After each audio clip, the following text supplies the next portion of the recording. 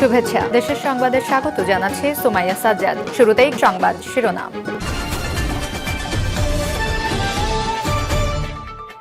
জানিয়ে দিব এই মুহূর্তে পাওয়া সর্বশেষ বাংলা সংবাদ। শুরুতেই শিরোনাম। বিচার বিভাগকে দালালির চরম পর্যায়ে নিয়ে যাওয়া হয়েছিল বলছে জামায়াতে আমির। এরপরেই জানাবো শাসন পদ্ধতি শেখ হাসিনাকে দানব বানিয়েছে বলছে জিএম কাদের। জানিয়ে দিব এবার আন্দোলনের মাস্টার মাইন্ড নিয়ে মুখ খুললেন নাহিদ ইসলাম। জানাবো অনির্বাচিত সরকার দীর্ঘদিন থাকলে দেশ ক্ষতিগ্রস্ত হবে মন্তব্য ভিপি নুরুল হক নূরের। এবং সর্বশেষ থাকবে অনলাইনকে ভিত্তি করে সক্রিয় থাকার চেষ্টা আওয়ামী লীগের। এতক্ষণ শুনছিলেন সংবাদ শিরোনাম, এবারে বিস্তারিত। বিচার বিভাগকে দালালির চরম পর্যায়ে নিয়ে যাওয়া হয়েছিল বলছে জামায়াতের আমির। আইনের কথা বলে বিচার বিভাগকে দালালির চরম পর্যায়ে নিয়ে যাওয়া হয়েছিল বলে মন্তব্য করেছে জামায়াতে ইসলামের আমির ডক্টর শফিকুর রহমান। সাবেক বিচারপতিকে উদ্দেশ্য করে তিনি বলেন, এটা কোর্ট, এটা তো টেনিস কোর্ট না যে জাতিকে নিয়ে খেলবেন। এখানে তো আইন অনুযায়ী চলবে, কিন্তু আইনকেও দালালির চরম সীমানায় নিয়ে যাওয়া হয়েছিল। রাজধানীর ডিপ্লোমা ইঞ্জিনিয়ার্স ইনস্টিটিউশনে অনুষ্ঠিত আইনজীবী সমাবেশের প্রধান অতিথির বক্তব্যে সব কথা বলেন তিনি। জামায়াত আমির বলেন, বারে বসে রাজনীতি করলে আপনাকে কেউ নিষেধ করতো না, কিন্তু বেঞ্চে বসে আপনি রাজনীতি করার অধিকার রাখেন না, কেউ তো তা মানবে না। ওই কথা বলার পর আসলে তার এক সেকেন্ডের জন্য আসনে বসে থাকার আইনগত বৈধতা, নৈতিকতা সেই বিচারপতির ছিল না। ডক্টর শফিকুর রহমান বলেন, ব্যাংকের সর্বোচ্চ অভিভাবককে বলতে শুনি যে কোনো সময় কয়েকটা ব্যাংক বন্ধ হয়ে যেতে পারে। কাদের কারণে? এটা প্রত্যেকে সারির নিচে লুকানো ছিল। এদেরকে ইমিউনিটি দেওয়া হয়েছিল। ব্যাংক আর্থিক খাতের সবচেয়ে বড় ডাকাতের উপরে সুপ্রিম কোর্ট কি করে বলতে পারে যে তার বিরুদ্ধে তদন্ত করা চলবে না? তিনি বলেন, রাজনৈতিক কর্মী হিসাবে আমার লজ্জা হয়। কোন রাজনৈতিক নেতা পালিয়ে গেছে এটা বলতে আমার লজ্জা হয়, যারা জনগণের খেদমতের বদলে মালিক বনে গিয়েছিল। অন্তর্বর্তীকালীন সরকারের উদ্দেশ্যে তিনি বলেন, আমরা অন্তর্বর্তীকালীন সরকারের আস্থার পক্ষে। তারা যদি ব্যর্থ হন, এ দায় তাদেরকেও বহন করতে হবে। তারা সফল হলে বিপ্লব সফল হবে, আর তারা ভুল করলে বিপ্লব ব্যর্থ হবে। তারা ব্যর্থ হোক, আমরা তো তা চাই না। শাসন পদ্ধতি শেখ হাসিনাকে দানব বানিয়েছে বলছে জিএম কাদের।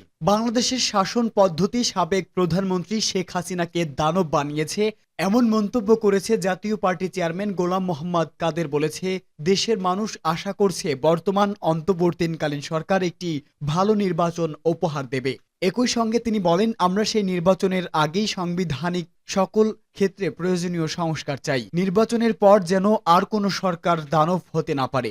দলের চেয়ারম্যানের বননীয়স্থ কার্যালয়ে মিলনায়তনে জাতীয় পেশাজীবী পরিষদের সঙ্গে আয়োজিত এক মতবিনিময় সভায় প্রধান অতিথির বক্তব্যে তিনি এসব কথা বলেন। পরিষদের আহ্বায়ক ডাক্তার মোস্তাফিজুর রহমান আকাশের সভাপতিত্বে ও সদস্য সচিব রাকিবুল হাসানের সঞ্চালনায় মতবিনিময় সভায় দলের কেন্দ্রীয় নেতা বক্তব্য রাখেন। হত্যা নির্যাতনের পর আমাদের সন্তানরা আন্দোলন থেকে সরে যায়নি উল্লেখ করে জিএম কাদের বলেন, আমাদের সন্তানদের আত্মত্যাগ বিফল হতে দেয়া হবে না। যে লক্ষ্য অর্জনে ছাত্ররা জীবন দিয়েছে, সেই লক্ষ্য অর্জনে সবাইকে কাজ করতে হবে। তিনি বলেন, জাপা সবসময় জনগণের পক্ষের দল, ভবিষ্যতেও জনগণের পক্ষে আমাদের অবস্থান অব্যাহত থাকবে। এ সময় উপস্থিত ছিলেন জাতীয় পার্টির চেয়ারম্যান মুজিবুর রহমান চুন্নু, প্রেসিডিয়াম সদস্য শেরিফা কাদের, মনিরুল ইসলাম মিলন, চেয়ারম্যানের উপদেষ্টা রফিকুল আলম সেলিম, জাহিদ হাসান, সাংগঠনিক সম্পাদক এম এ হান্নান প্রমুখ। এবার আন্দোলনের মাস্টার মাইন্ড নিয়ে মুখ খুললেন নাহিদ ইসলাম। বাংলাদেশের সাম্প্রতিক ছাত্র জনতার আন্দোলনের মাস্টার মাইন্ড হিসেবে বিশ্বমঞ্চে মাহফুজ আলমকে পরিচয় করিয়ে দিয়েছে অন্তর্বর্তীকালীন সরকারের প্রধান উপদেষ্টা অধ্যাপক ডক্টর মোহাম্মদ ইউনুস। এরপর থেকেই বিষয়টি নিয়ে আলোচনা সমালোচনা শুরু হয় বিভিন্ন মাধ্যমে। যুক্তরাষ্ট্রের বাংলাদেশি কমিউনিটির একটি টেলিভিশনে সম্প্রচার হওয়া অনুষ্ঠানে সাংবাদিক খালিদ মহিউদ্দিনের সঙ্গে কথা বলেন অন্তর্বর্তী সরকারের তথ্য ও সম্প্রচার উপদেষ্টা মোহাম্মদ নাহিদ ইসলাম। মাস্টার মাইন্ড নিয়ে করা এক প্রশ্নের জবাবে নাহিদ বলেন, বৈষম্য বিরোধী ছাত্র আন্দোলন একটি সাধারণ শিক্ষার্থীদের জায়গা। এখানে বিভিন্ন রাজনৈতিক নেতারাও ছিলেন। এই আন্দোলনে একক কোনো নেতৃত্ব ছিল না। সাধারণ মানুষ এটাকে এগিয়ে নিয়ে গেছে।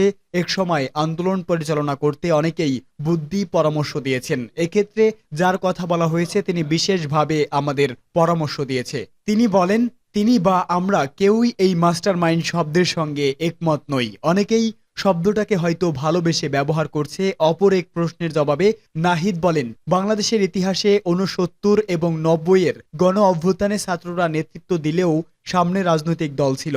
আন্দোলনের পর তারা ক্ষমতা নেয়। এবারের আন্দোলনে কোনো রাজনৈতিক দল সামনে ছিল না। ৫ আগস্টের পর এ দায়িত্বটা আমাদের উপর এসে পড়েছে, যার জন্য আমরা প্রস্তুত ছিলাম না। অনির্বাচিত সরকার দীর্ঘদিন থাকলে দেশ ক্ষতিগ্রস্ত হবে বলছে ভিপি নূর। অন্তর্বর্তীকালীন সরকার গঠনের পর থেকেই আগামী জাতীয় সংসদ নির্বাচনের রোডম্যাপ ঘোষণা নিয়ে রাজনৈতিক দলসহ নানা মহলে আলোচনা শুরু হয়। এ নিয়ে সরকারের পক্ষ থেকে সুনির্দিষ্ট কোনো ঘোষণা না পাওয়ায় বিএনপি সহ বিভিন্ন রাজনৈতিক দল এক ধরনের দ্বিধাদ্বন্দ্বে পড়েছে। তবে সরকারের প্রধান উপদেষ্টা ডক্টর মোহাম্মদ ইউনূস ও সেনাপ্রধান জেনারেল ওয়াকারুজ্জামানের সম্প্রতি দেওয়া বক্তব্যে কিছুটা আশ্বস্ত হয়েছে দলগুলো। নির্বাচন নিয়ে তাদের বক্তব্যকে ইতিবাচক হিসাবে দেখছেন। তবে নির্বাচন সংস্কার ও সময় নিয়ে সংশ্লিষ্ট সব পক্ষের সঙ্গে আলোচনার ভিত্তিতে অন্তর্বর্তী সরকারের কাছ থেকে একটি রোডম্যাপ চান দলগুলোর নীতি নির্ধারকরা।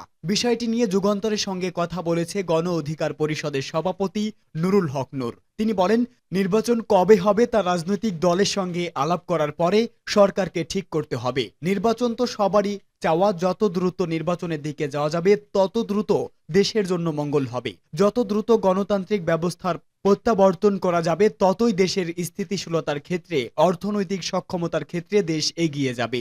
আমরা প্রত্যাশা করি দ্রুত সময়ের মধ্যে একটা নির্বাচন দেব।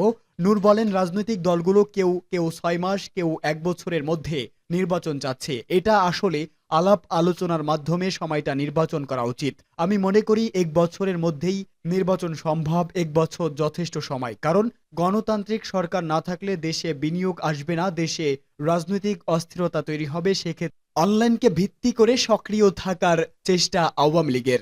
অনলাইনকে ভিত্তি করে সক্রিয় থাকার চেষ্টা করছে ছাত্র জনতার আন্দোলনের মুখে ক্ষমতাচ্যুত আওয়ামী লীগ। সরকার পতনের ১ মাস ২০ দিন পরও দলের নেতাকর্মীরা আত্মগোপনে থাকতে বাধ্য হচ্ছেন। প্রকাশ্যে দলের কোনো কর্মসূচি পালন করতে পারছেন না। একমাত্র সামাজিক যোগাযোগ মাধ্যমেই দলের কিছু বক্তব্য প্রকাশ্যে আসছে। ছাত্র জনতার আন্দোলনের চাপে গত ৫ আগস্ট ক্ষমতাচ্যুত হয়ে টানা ১৫ বছরের বেশি সময় ক্ষমতায় থাকা আওয়ামী লীগ দলের সভাপতি শেখ হাসিনা প্রধানমন্ত্রীর পদ থেকে পদত্যাগ করে দেশ ছেড়ে ভারতে চলে যাওয়ার পর থেকেই দলের সর্বস্তরের নেতাকর্মীরা আত্মগোপনে যেতে বাধ্য হয়। এখন পর্যন্ত তারা আত্মগোপনে রয়েছে, প্রকাশ্যে কাউকে দেখা যায় না। আওয়ামী লীগের একাধিক সূত্র থেকে জানা যায়, নেতাকর্মীদের মধ্যে সার্বক্ষণিক হামলা ও গ্রেপ্তারের ভয় কাজ করছে। বিশেষ করে দলের বিভিন্ন পর্যায়ের পদে যারা রয়েছেন, এর মধ্যে দলের কয়েকজন কর্মী সমর্থক গণপিটুনিতে প্রাণ হারিয়েছে। এখনো বাড়ি ঘরে হামলার আশঙ্কা রয়েছে। এক ধরনের হুমকিও দেওয়া হচ্ছে বলেও অভিযোগ রয়েছে। তবে দলের কেন্দ্রীয় নেতা ও সাবেক মন্ত্রী, প্রতিমন্ত্রী, সংসদ সদস্যদের অধিকাংশই দেশের বাইরে চলে গেছে বলে জানা গেছে। যারা দেশে আছে বা যেতে পারেননি তারা এখনো দেশ ছাড়ার সর্বোচ্চ চেষ্টা চালিয়ে যাচ্ছে। জেলা পর্যায়ের নেতারাও দেশের বাইরে যাওয়ার চেষ্টা করছেন। অনেকে চলেও গেছেন। কেউ কেউ বিমানবন্দর ও সীমান্ত দিয়ে বৈধ অবৈধভাবে যাওয়ার সময় আইনশৃঙ্খলা বাহিনীর হাতে আটক হয়েছে। এই প্রতিকূল পরিস্থিতির মধ্য দিয়ে টিকে থাকার চেষ্টা করছেন তারা। ওই সূত্রগুলো জানায়, দীর্ঘদিন আত্মগোপনে বা নিজেকে আড়াল করে রেখে অনেকেরই আর টিকে থাকা সম্ভব হচ্ছে না, আবার প্রকাশ্যে আসতেও ভয় পাচ্ছেন।